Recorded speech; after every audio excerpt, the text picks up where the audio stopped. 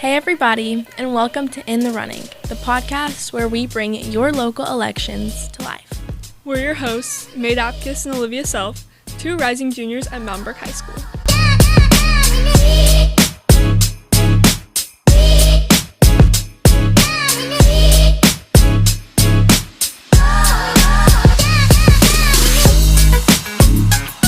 We started this podcast to help inform local voters on who is running in their local elections and what those positions do on a citywide scale. So, we're interviewing candidates and asking the real questions about their goals, values, and what they want to do for your communities across Alabama. No spin, no speeches, just honest conversation with the people who want to lead your city. This is In the Running. Hello everyone and welcome to In the Running. We're your hosts, May Dapkus and Olivia Self, and today we're here with Mr. Winslow Armstead running for Ward 4 of Homewood City Council. Thank you guys for having me. Of course, thank you for coming. About this.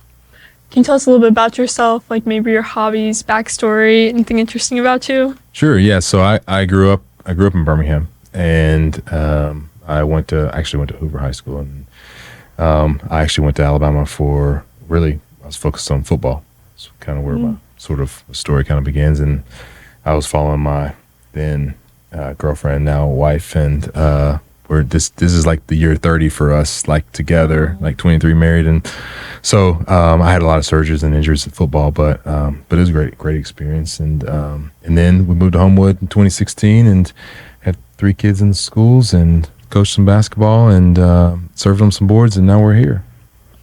Great. Okay, so your experience in serving on like multiple boards in Homewood, how do you think that's going to serve you well with this position that you're running for?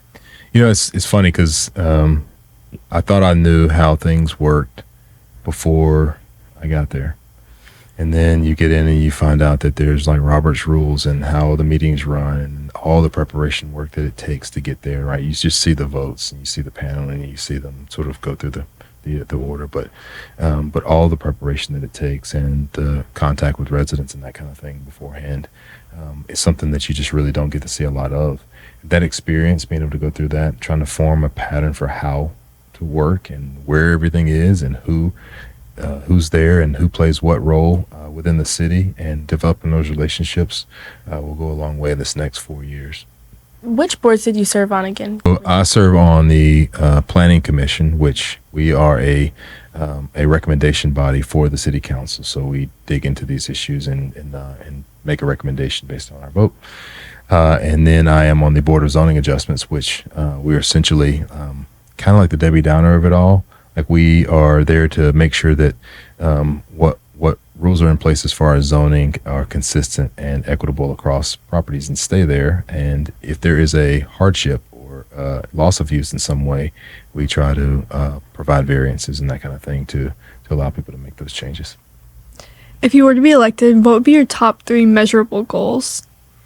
So it's interesting because I've really focused, and like I've done this thing where my goal is to knock on 1,000 doors. And it's really in an effort to put listening first and to make sure that I am being very responsive to residents, and that residents are the core of everything that we're doing. So the 3 goals, the measurable goals, have to be something that come from our residents. And we know that they're going to be things like Sanford, how we partner with Sanford University. It's the largest employer in our city. What are we going to do with the Old Brookwood Mall? What are we going to do with schools, traffic down Lakeshore, the Diamond Interchange that's coming off of 65? So we have a lot that we can work through. I would say that the top 3 things that come to mind now are, with the council going from 10 people to 4 and 11 total voters to 5, we're going to have to find a way to sort of widen the table and allow for more resident committees to work. And so to complete that inside of the term, and to have an infrastructure where residents know exactly what's going on and they're participating and they're involved in the issues is one. A second is that I believe that in order to sort of move forward quickly after getting elected, I would say that I have a 90-day plan that I want to execute fully. And that 90-day plan includes getting up to speed on our plan, our total plan for the city, reviewing financials, meeting the current council people and the current city manager, and just walking through that and being prepared. So I want to do that in the next 90 days, not just I guess it would technically be the next 110 days. And then lastly, I believe that the city is due for a complete plan, and that complete plan should be finished inside of this term. And we would have a great idea to share with residents as to what we're going to be doing long term in every corridor and in our schools and so on. Okay, circling back to Brookwood Village, do you have any envisions for that space, and how do you think that City Council should collaborate? So this is interesting because the door knocking, like I personally live across the street, but during this door knocking, I've learned that if really you take a tally of everyone is pretty consistent with what they want. They want a space they can spend some time with their family. They want places that they can go to eat, and they obviously want a revenue generating property. And so we don't own the property, but I think that residents would love to have what we would consider to be a seat at the table to have a discussion about what might be most desirable. I think it's going to be necessary that residents patronize these places to keep them open. So I think my role within what would happen at Brookwood Village is to try to facilitate a conversation between developers, the city, and of course residents, to make sure that we have a balance there, that everybody can either be happy or equally unhappy. Homewood is entering a period of transformation, going from a council of total 11 to 5. Is there a concern with less representation with this new system, and also what would be the benefits of the new system? So yes, there's a lot of resident concern. I think that when you stop and look at the size of the wards, and you look at the average number of residents in the wards, and you look at the fact that there are only 5 people in a voting body, it lends itself to some concern, especially when you've had greater representation in the past. I think that if you take that decision and you don't have 5 people that are voted into this council who are focused on residents and making a way for residents to actually give their input, then we have a situation where residents can be left out. So that intensifies the focus that we need to have on hiring or electing people that have a focus on resident voices. I think that one thing that we can benefit from out of this is that we have the city manager structure as well now. So when you think about like this idea that like 11 people would have to come up with their own set of facts, you spin it around now and say we have an executive person or a city manager that is responsible for the administrative function of City Hall, and that allows us to work off of a baseline, a core set of knowledge that we don't currently have today. We just have more people. Okay. I like how you're trying to knock on 1,000 doors. Do you know how many doors you've knocked on yet? I think I'm at like 780 something. Wow. Okay, that's a lot. Yeah. Oh my gosh. Yeah. Okay, so let's say if you were elected, how will you continue this this communication with the residents of Homewood? Not only do I have the door knocking, we set up 10 virtual meet and greets to try to sort of bridge this gap between people who are sort of readily available and able to come and attend meetings and committee meetings, and then people who honestly are just like we were, who have young kids playing sports or kids in school, or you need to get home and you need to take them through homework, the whole thing. And do we have a way to try to meet them halfway? And should we try to explore some other areas that might help?